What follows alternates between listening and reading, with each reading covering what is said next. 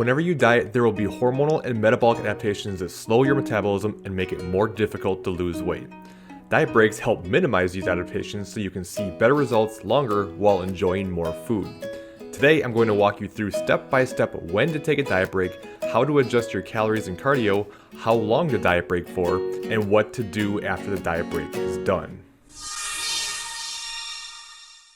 Hey, this is Colin DeWaay. If you want to master your metabolism and be able to eat more food while getting better results, start now by subscribing and click on that bell notification so you don't miss anything. So just a quick note before we get started, much like all my videos, this is not really specific for competitors. This is more just for people who are looking to get in better shape, who don't necessarily have a deadline. Not to say that diet breaks aren't useful for competitors, they certainly are. Anyway, step one of knowing how to set up diet breaks is to know when to take a diet break. The most common method you've probably heard me talk about before is when you hit a fat loss plateau, as this means your metabolism is adapted to what you're doing and you need to make some changes. And personally, my favorite method to get fat loss moving again when it's stalled is to take a diet break and then come back and make an adjustment after. This helps get your hormones and metabolism back into a better place, making it more effective when you return, but that doesn't mean you necessarily have to wait for a plateau or necessarily even should. If you take diet breaks more frequently, even if things are going well, this will help minimize the negative adaptations that occur from dieting and keep what you're doing working longer. The best example I can show you of this is my client Elise, who just finished her first cut with me, and she literally went almost 40 weeks cutting on the same macros. Technically, it's 29 weeks because 11 of those weeks were diet breaks sprinkled throughout the process to keep her metabolism in a good place. Now, this is an extreme example and certainly not something you should expect to happen because it's very rare, but it does illustrate how taking frequent diet breaks, even if you don't feel like you need them, can play massive dividends for your long-term success. So with that said, if you're not waiting for things to stall, how frequently should you take diet breaks? Well, of course, it can vary a lot, but I do recommend typically around every 4 to 6 weeks, where you take at least 1 week diet break, maybe even 2 weeks, but I'll talk more about that later. Another sign it could be a good time to take a diet break, even if things are moving okay weight-wise, is if you're noticing the effects of dieting more, such as feeling more tired, more hungry than usual, cranky, things like that. Keep in mind, everyone has different adaptation levels with their metabolism, meaning some people will adapt every few weeks, other people like Elise can maybe even go months without needing to make changes. Regardless, whether you've hit a plateau or you just want to take a break, it's time to make some changes to your calories and cardio. Calorie-wise, I recommend increasing your calories about 200 to 500 calories per day. By the way, when I say this, what I mean is that's how many calories you eat each day. So say for instance you ate 1800 calories normally on a cut, well when you do your diet break, if you were increasing by 300 calories, you would eat 2100 calories every day. And some people get this confused too. You don't walk your calories up, you just go straight to that higher number the very first day and hold it. Now I know between 200 and 500 calories is a pretty big range, but don't worry, I'll break down roughly where you should fall on that scale. Really, it comes down to how well you're losing before going on the break. If things are going great and you're losing a pound or more per week, then you can more safely go to the higher end of that range, because this would mean you're in a good deficit. And remember, the goal of a diet break is to eat roughly around maintenance to allow these physiological improvements we're looking for. Now, if things were still trending down before the break, but it was more like a fraction of the pound and it wasn't moving a whole lot, then you may want to aim for more the middle of the range. And if you're maintaining your weight before going on the break, then you may want to stay more towards the lower end of that scale. Also, there's usually some confusion here that I want to clear up, because if I say you should be eating around maintenance on your break, but you're maintaining your weight before the break, isn't that technically your maintenance calories? Which, yeah, technically it is, but you have to understand the body is very complex and there's been a lot of hormonal changes inside the body. And when you increase your calories, this sort of upregulates everything. And now you start sleeping better, you start recovering better, you have more energy. So by increasing your calories, those maintenance calories kind of bump up with it.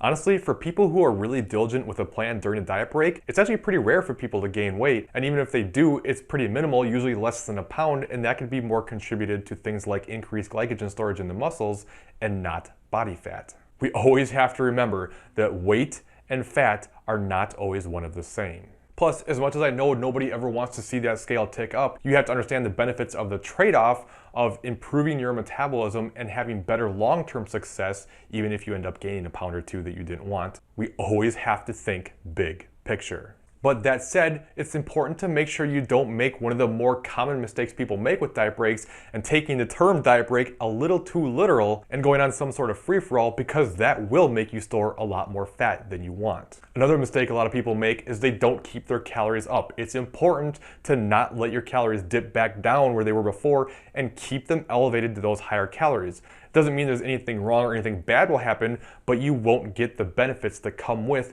keeping those calories higher on the diet break. Now, as far as the macro breakdown of these increases in calories, I do recommend getting most of, if not all, your extra calories from carbs, though that doesn't mean you can't do extra fat, especially if you find that you get a really good mental benefit from that and it's going to keep you satisfied and be able to stick to things more long term. Because the mental break of being able to enjoy more food is a big part of diet breaks and not just the physiological benefits. But carbs will replenish those glycogen stores that have been depleted from dieting, and I've just found the body tends to respond much better eating more carbs. But if you want to know what I think is most optimal, most of the time I increase fat by around 5 to 10 grams and then give the rest through carbs. The only time that's different is if somebody is really low fat, and sometimes people just respond a bit better to fat. Everyone's unique. Protein generally stays the same, although sometimes you can drop it by around 10 grams because remember, carbs are protein sparing, so you don't need as much protein when carbs are higher, and this does allow you to get a little bit more carbs during the break, which does have a benefit. Now, as far as cardio goes, I do recommend dropping cardio in most cases along with the increase in calories. How to reduce it, of course, depends. If you're not doing much cardio, like maybe 60 to 90 minutes for the week, then I would typically keep it the same or maybe make a small drop. And if you just really don't like cardio and want to get a break, you can certainly do 20-30 minutes off or even cut it in half and you would still be fine. Or if you're doing around 90 minutes to 3 hours for the week, I'd drop your cardio back by 33 to 50% for the week. If you're doing between 3 and 5 hours of cardio for the week, I'd drop your cardio back by 25 to 40% for the week. And if you're doing more than 5 hours of cardio per week, then I would drop it back by 20 to 33% for the week. Much like with calories, which side of the range you fall on here depends on how well things were going before you took the diet break. Now, you may be wondering about strength training, and typically I don't change things with a diet break with regards to your actual training. However, it's not crazy to sometimes time it when you're on a deload anyway, just to help with the overall recovery process. But it's honestly not something I typically look at unless someone is just really high cardio, really low calorie, and just beat into the ground, then it might make more sense. Okay, now that you know how to adjust your calories and cardio, the next question becomes, how long should you hold a diet break? And you guessed it, it depends. The minimum to me is 1 week. Now technically, yeah, you can take diet breaks for less than a week, but at that point I typically just kind of consider it a consecutive day refeed. But for the sake of this video, a minimum diet break is 1 week. That said, whenever possible, I do strongly urge people to take 2 weeks when they can, as this just really puts you in a great place when you come back to cut again. Plus, the initial research that looked at diet breaks did it in 2-week increments, so why the heck not? But in general, how long you do diet breaks for depends on how well your body is responding during the diet break. If you maintain your weight during that week or even slightly up just a touch, and then you want to go back to cutting, you can. But again, I would strongly recommend taking that second week. After 2 weeks, if you're still maintaining, then I would typically go back to the cut. Now, if you're losing weight during the diet break, which this is not as uncommon as you might think, in fact, it's not uncommon at all, then I definitely recommend taking that second week. And then from there, if you keep losing, I would stay on the diet break until you're not losing anymore and finally maintaining your weight. In fact, sometimes if someone is losing really well during the diet break, I might even turn it into like a mini reverse diet, so to speak, and walk up their calories a little bit each week until they maintain, maybe adding 40 to 60 calories per week through carbs. Then when weight loss stalls, you're gonna be in a fantastic position to go back to the previous macros you were doing prior to the diet break and get things going again.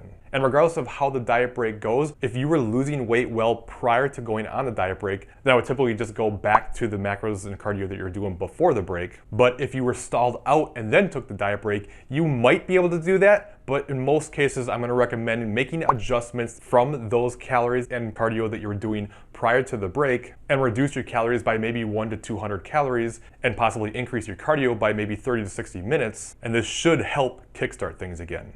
Now, if you want me to answer questions about your specific scenario, I'm happy to help. Just ask in the comments, but make sure you give me as much detail as possible. Here's what I want you to do next. To find out how to make sure you lose mostly fat and not muscle during your cut, make sure you check out this top video. Otherwise, I think you'll like this bottom one. If you're new to the channel, consider subscribing, and I'll see you in that other video.